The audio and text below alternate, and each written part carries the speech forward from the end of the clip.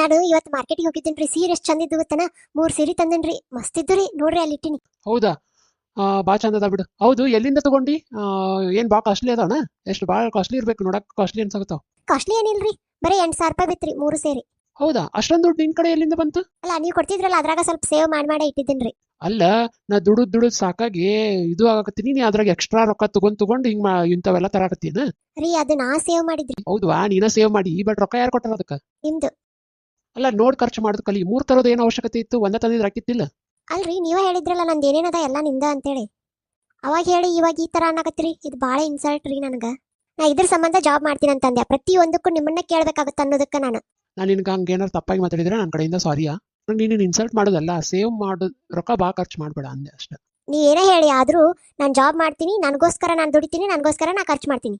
ನೀವು ಮನಿ ಅರ್ಧ ಕೆಲಸ ಮಾಡ್ರಿ, ನಾನು ಜಾಬ್ ಮಾಡ್ತೀನಿ. ಎಲ್ಲದಕ್ಕೂ ನಿಮ್ಮ ಕೈ ಒಡ್ಡಾಕ್ ನನಗೂ ಇಷ್ಟ ಇಲ್ಲ. ಇವಾಗ ನಾ ಜಾಬ್ ಮಾಡ್ತೀನಿ, ಅದು ಮಾಡ್ತಾ ಇರೋದು ನನ್ನ ಸೆಲ್ಫ್ ರೆಸ್ಪೆಕ್ಟ್ಗೋಸ್ಕರ. ಆಯ್ತು, ಇದೇ ನನ್ನ ಫೈನಲ್ ಡಿಸಿಷನ್. ಅಲ್ಲ, ನಿಂತ್ಕೊಳ್ಳಿ.